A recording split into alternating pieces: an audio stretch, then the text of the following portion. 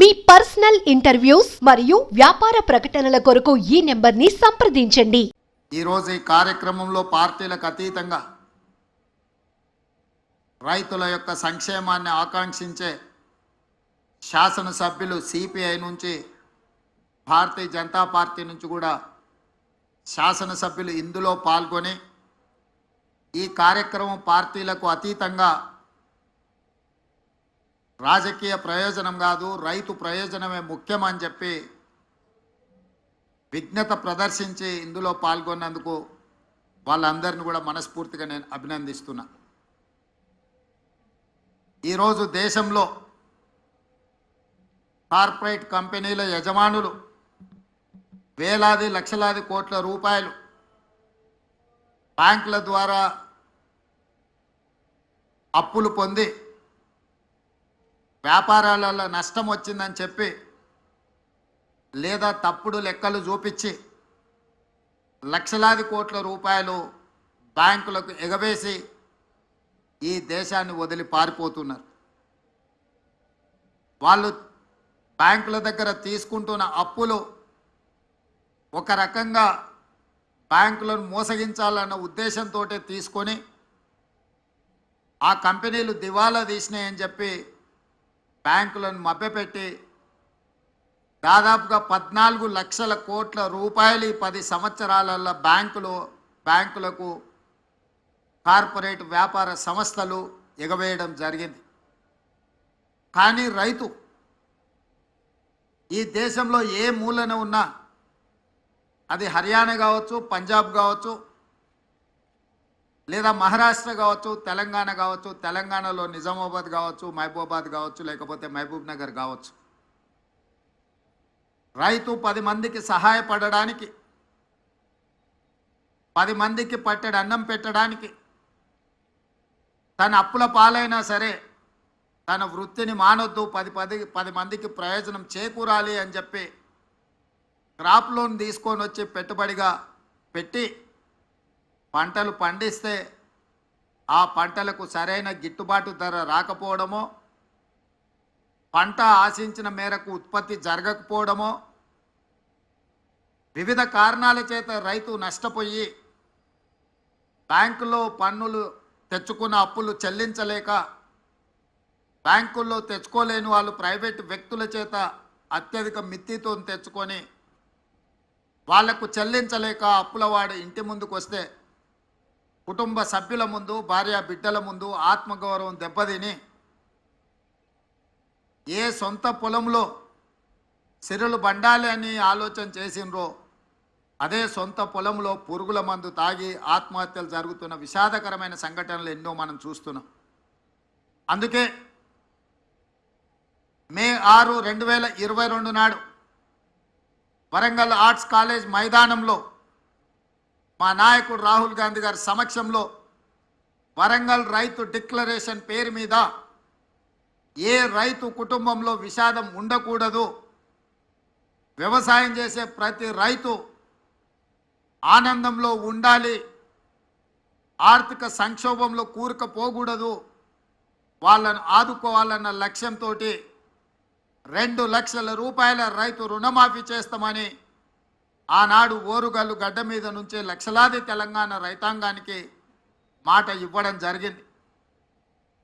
రైతు డిక్లరేషన్లో మేము మాట్లాడిన అంశాలను చాలామంది టీవీల ముందు, పేపర్ల ముందు అవహేళన చేస్తూ ఈ దేశంలో ఎవరూ చేయలేదు, తెలంగాణ రాష్ట్రంలో గత ప్రభుత్వం 2014లో 1 లక్ష రూపాయల రుణమాఫీ చేస్తా అని మొదటి విడత కాదు, 5 సంవత్సరాలు 60 నెలలు 4 విడతల్లో చేసి చివరికి అసలు కంటే మిత్తి ఎక్కువయి రైతుకు ఇచ్చిన 1 లక్ష రూపాయల రుణమాఫీ కూడా మిత్తిలకే సరిపోయి అసలు బకాయి అట్లనే ఉండే విధంగా ఆనాటి పరిస్థితులు.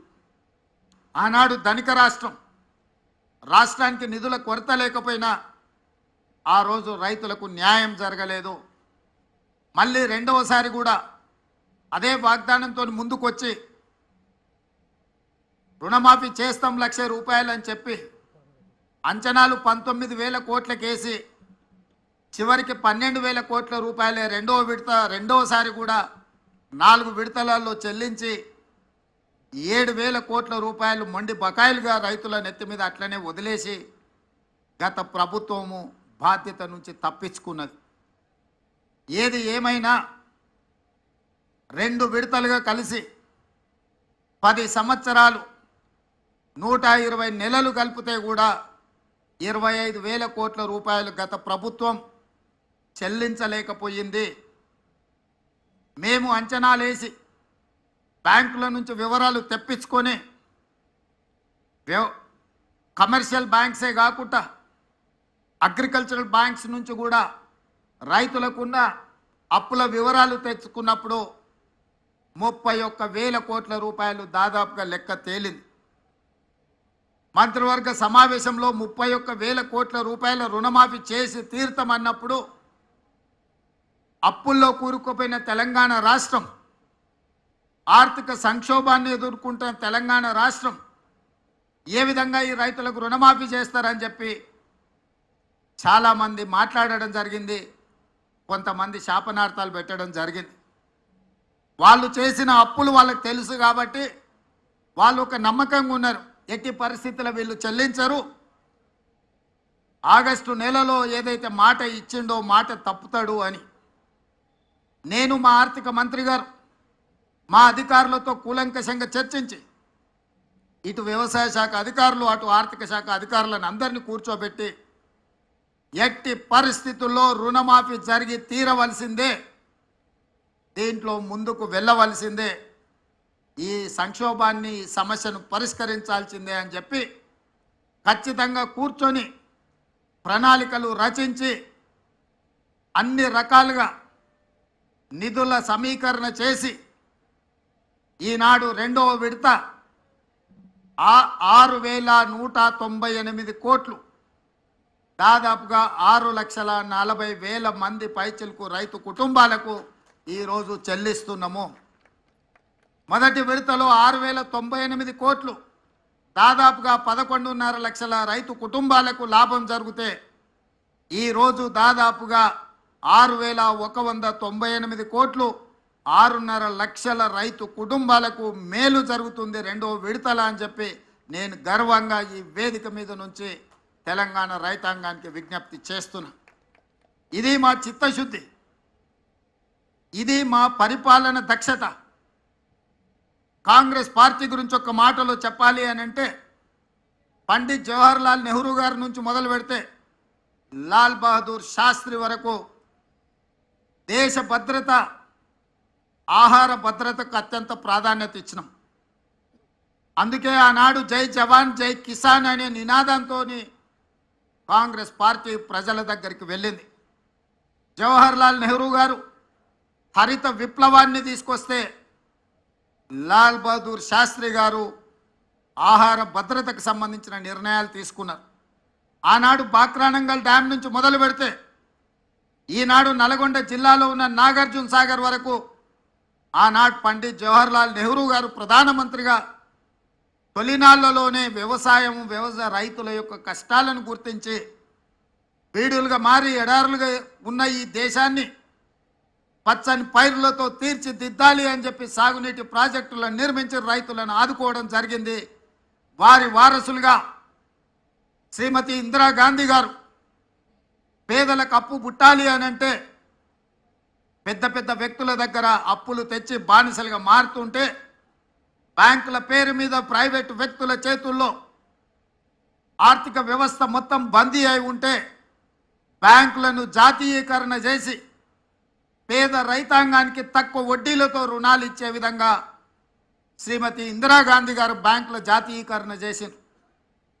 ఆ తర్వాత అధికారంలోకి వచ్చిన కాంగ్రెస్ పార్టీ శ్రీమతి సోనియా గాంధీ గారు, శ్రీ మన్మోహన్ సింగ్ గారు ఆహార భద్రత చట్టాన్ని తీసుకొచ్చి ప్రతి పేదవాడి ఆకలి తీర్చాలి, రైతులకు ఉన్న అప్పులను తీర్చాలి అన్న ఆలోచనతోని 72,000 కోట్ల రూపాయలు ఏక మొత్తంలో ఈ దేశంలో రైతు రుణమాఫీ చేయడం ద్వారా రైతాంగం పట్ల కాంగ్రెస్ పార్టీకి ఉన్న చిత్తశుద్ధిని వారు నిరూపించుకున్నారు. ఈరోజు ఈ వేదిక మీద నుంచి నేను గర్వంగా చెప్తున్నా, ఈ దేశ ప్రజలకు ఆహార భద్రత చట్టాన్ని తెచ్చింది కాంగ్రెస్ పార్టీ.